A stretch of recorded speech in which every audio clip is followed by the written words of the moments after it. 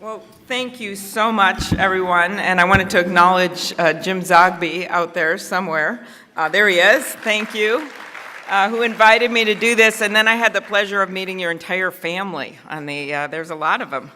And thank you for your work. I do wonder if he may have invited me because you may not have known this, but my husband and I, like many other couples, used a Khalil Gibran quote in our wedding. So I was thinking, this is so romantic. I have to do that. Congratulations, Steve, by the way. My dad actually is a journalist. He's 89 years old now. He went from a hardscrabble mining town on to interview everyone from Ginger Rogers to Mike Ditka to Ronald Reagan. And it was all because of journalism.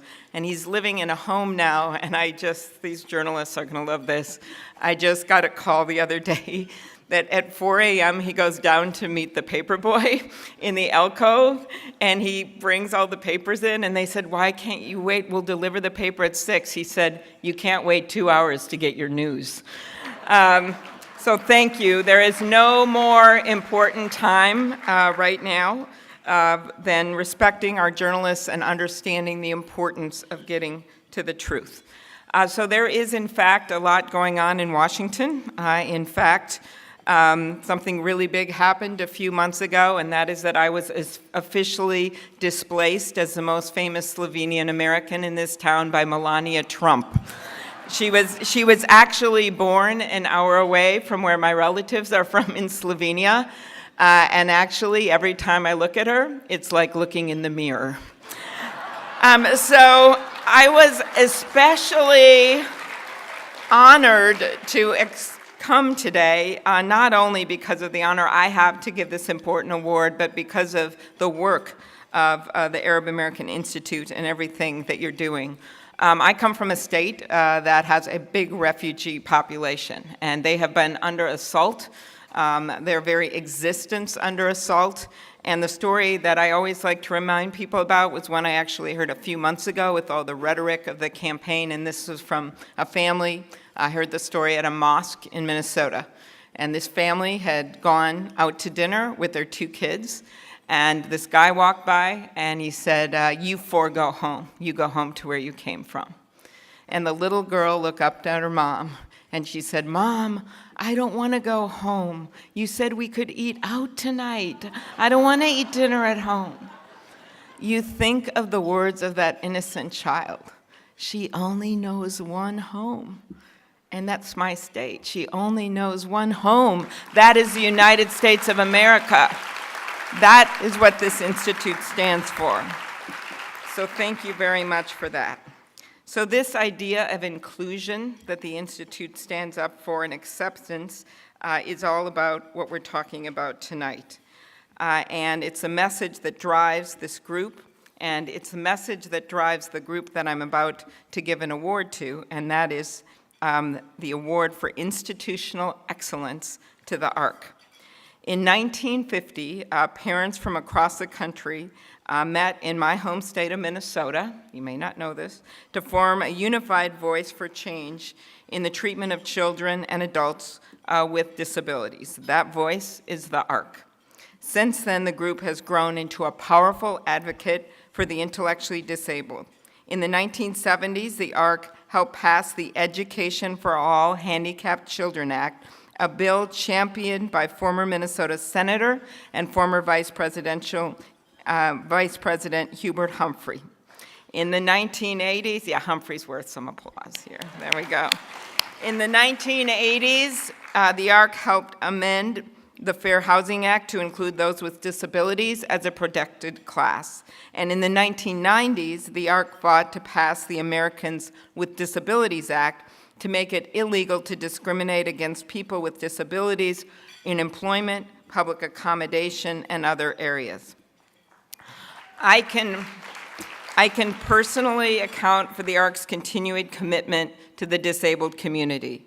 For one, my dad, who I just mentioned, was a board member of the local chapter for years. And then I've gotten to see their work on the national level. Last year, the ARC was a key advocate for the ABLE Act that was mentioned and a great partner in ensuring that the federal government lives up to its promise to support education for children with disabilities. The underfunding of the IDEA continues to be a travesty for kids with disabilities and in our schools. As many of you know, Khalil Gibran once wrote that you give but little when you give of your possessions. It is when you give of yourself that you truly give. Well, since the ARC's founding, its members have given everything of themselves to help build a better world for millions of Americans with disabilities.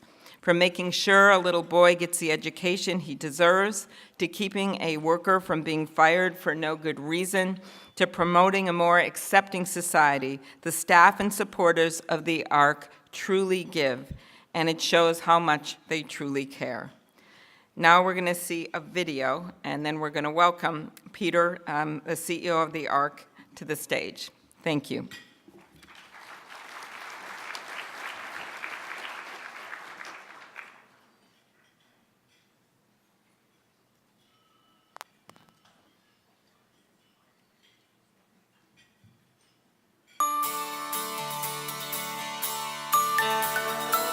For more than 65 years, the ARC has been involved in every major development in public policy that impacts the lives of people with intellectual and developmental disabilities. They were involved in some of the earliest litigation that helped people with disabilities who were confined to institutions win their freedom. The ARC was instrumental in the enactment of education reforms, first in the courts and then in legislation, winning the right of individuals with intellectual disabilities to receive a free, appropriate public education.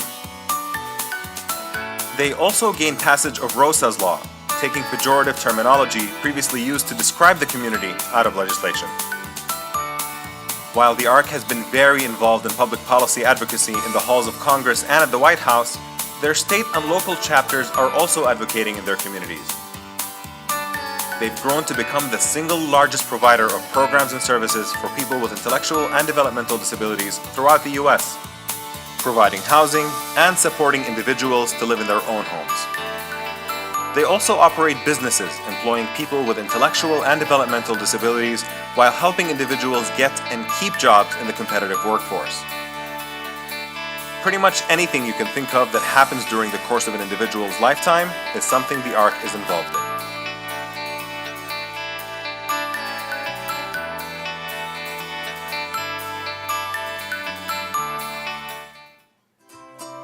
Little Simon's got a bright future. There will be wonderful days at school, lots of laughter, friendship,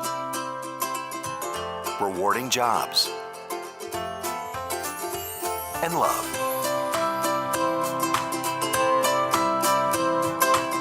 To meet Simon and to help him live life to its fullest, visit thearc.org.